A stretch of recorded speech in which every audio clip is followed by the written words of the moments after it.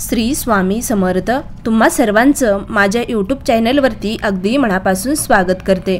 तुमच्या मनातील सर्व काही चांगल्या इच्छा स्वामी महाराज नक्की पूर्ण करो हीच स्वामी चरणी प्रार्थना करते आणि आजच्या व्हिडिओला सुरुवात करते। आजचा व्हिडिओ म्हणजेच आपल्या स्वामी महाराजांचे 11 गुरुवार कशा पद्धतीने करायचे। आता आपण नित्य सेवा करत असतो, नित्य सेवा किंवा आपण दर गुरुवारी एक पारायणाचा पाठ करत असतो श्री स्वामी चरित्र सारामृत या ग्रंथाचा। पण ज्यावेळेस आपल्या मनातल्या काही इच्छा अपूर्ण असतात आणि आपल्याला वाटत असतं की आपली ही इच्छा लवकरात लवकर स्वामी महाराजांनी पूर्ण करावी, किंवा आपली इच्छा असते प्रत्येकाची की आपण नाही स्वामी महाराजांची नित्य सेवा करतो पण नाही आपल्याला आणखीन सेवा करायची आहे स्वामी महाराजांची, तर तुम्ही नक्की स्वामी समर्थ महाराजांचे 11 गुरुवार नक्की करा। नक्कीच जी काही तुमच्या मनातली इच्छा आहे ती नक्की स्वामी महाराज पूर्ण करतील। पण ते 11 गुरुवार कशा पद्धतीने करायचे, अगदी सोप्या पद्धतीने तुम्हाला करायचे आहेत। तर गुरुवारपासून या गुरुवाराला सुरुवात करायची आहे। कोणत्याही गुरुवारपासून तुम्ही स्वामी समर्थ महाराजांच्या गुरुवाराला सुरुवात करू शकतात। पण ज्यावेळेस आपण स्वामी समर्थ महाराजांच्या 11 गुरुवाराला सुरुवात करणार आहेत त्या गुरुवाराला सुरुवात करण्याच्या अगोदर आपल्याला स्वामी महाराजांच्या मठात किंवा केंद्रात, जर तुमच्या घराजवळ केंद्र असेल किंवा मठ असेल तर तिथे तुम्हाला जायचं आहे।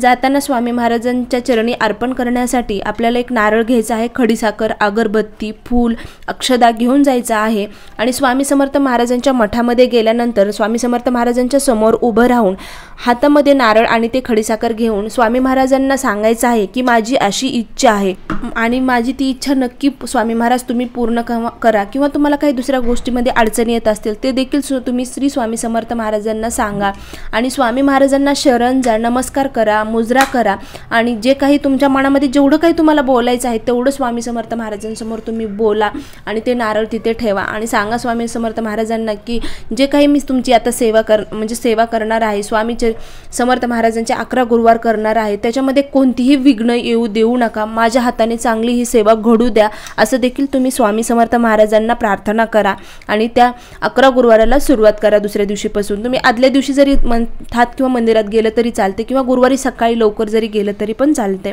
तर गुरुवारी तुम्हाला सर्वात प्रथम आता सेवा म्हणजे हे गुरुवारच्या दिवशी तुम्हाला काय काय सेवा करायच्या आहेत, तर गुरुवारी सकाळी लवकर उठायचं आहे यथाशक्ती। म्हणजे तुम्हाला जर शक्यच होत नाही सकाळी लवकर म्हणजे स्वामी चरित्र सारामृत म्हणजे पूजा वगैरे मांडण्याची, जर तुम्हाला खरंच शक्य होत नसेल की स्वामीची म्हणजे पूजेची मांडणी वगैरे नाही ताई जमत, आम्ही देवघरामध्ये स्वामी समर्थ महाराजांचा फोटो आहे, मूर्ती आहे, तर आम्ही तिथंच पूजा करून 11 गुरुवाराला सुरुवात केली तर चालेल का? तर हो चालेल ताई, तुम्हाला शक्य होत नाही, स्वामी म्हणत नाहीत की मला असंच पाहिजे तसंच पाहिजे, कोणती गोष्ट तुम्ही केलीच पाहिजे तरच मी तुमच्या मनातली इच्छा पूर्ण करेल, असं अजिबात आपले स्वामी समर्थ महाराज कधीच म्हणत नाहीत। जी काही तुम्ही मनातून श्रद्धा विश्वास ठेवून सेवा करताल ती स्वामी समर्थ महाराज आपलीची सेवा करून घेतात।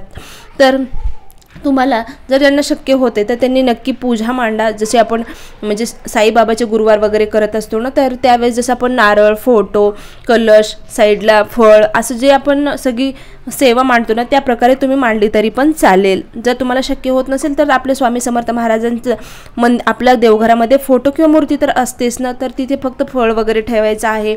स्वामी समर्थ महाराजांना गुरुवारी अभिषेक करायचा आहे त्यांच्या मूर्तीचा, तर या प्रकारे तुम्हाला करायचं आहे। आणि जर तुम्हाला सकाळी वाचणं शक्य होत नसेल, स्वामी चरित्र सारामृत हा ग्रंथ तुमच्याकडे असणं अत्यंत महत्त्वाचं आहे। जर तुम्हाला स्वामी चरित्र नित्यसेवेमध्ये सुद्धा आपण 3 अध्याय घेत असतो, पण स्वामी महाराजांचे 11 गुरुवार करताना सुद्धा आपल्याला त्या चरित्र ग्रंथाचं वाचन करायचं आहे। तर सकाळी तुम्हाला देवपूजा झाल्यानंतर स्वामी समर्थ महाराजांना म्हणजे मूर्तीवर अभिषेक करायचा आहे आणि नंतर तुमची पूजा मांडायची आहे 11 गुरुवारची।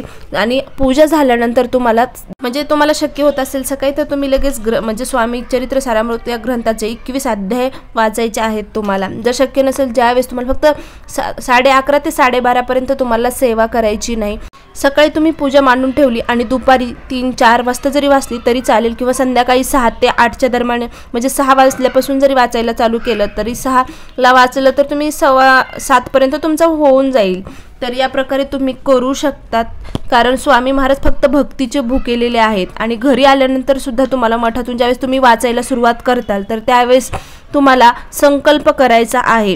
त्या संकल्प करताना हातामध्ये अक्षदा घ्यायचा आहे, हळदी कुंकू थोडंसं टाकायचं आहे, फूल थोडंसं पाणी घ्यायचं आहे आणि आपलं नाव, गोत्र आणि मनातली इच्छा स्वामी महाराजांना सांगायची आहे. आणि ते खाली पाणी आणि ते हातातलं जे आहे आपलं अक्षदा वगैरे खाली पाणी टाकायचं आहे एका डिशमध्ये आणि आपल्याला सांगायच्या आहेत मनातल्या इच्छा. तर या प्रकारे आपल्याला संकल्प देखील करायचा आहे. आणि शेवटच्या गुरुवारी असे तुम्हाला 11 गुरुवार करायचे आहेत. नंतर शेवटच्या गुरुवारी तुम्हाला घरामध्ये आपल्या कोणते म्हणजे 5 सवासनी किंवा 5 कुमारिकांना जीव घाला. यथाशक्ती तुम्हाला शक्य होत असेल तर तुम्ही करू शकतात किंवा ब्राह्मणांना दानसुद्धा देऊ शकतात. आणि या प्रकारे तुम्हाला शेवटच्या गुरुवारी छोटंसं आपलं उद्यापन करायचं आहे. जर का तुम्ही ही सेवा केली तर नक्कीच तुमच्या मनातल्या सर्व काही ज्या इच्छा आहेत त्या पूर्ण करतील स्वामी महाराज. तर गुरुवारी आपलं स्वामी स्तवन, स्वामी समर्थ महाराज चरित्र सारामृत या ग्रंथाचे 21 अध्याय, त्याचबरोबर 11 वेळेस तारक मंत्र आणि श्री स्वामी समर्थ या पवित्र मंत्राचं जप देखील आपल्याला 11 माळी करायचा आहे. तर या प्रकारे तुम्ही नक्की श्री स्वामी समर्थ महाराजांचे 11 गुरुवार मनातून करा. कोणतीही म्हणजे असं ही ठेवू नका की नाही हेच केलं पाहिजे, ताई तेच केलं पाहिजे, नाहीतर आमच्या मनातली इच्छा पूर्ण होऊन, अजिबात नाही. जेवढी काही तुम्ही श्रद्धा आणि विश्वासाने सेवा करताल ते नक्कीच सेवा स्वामी आपलंसं करून घेतील.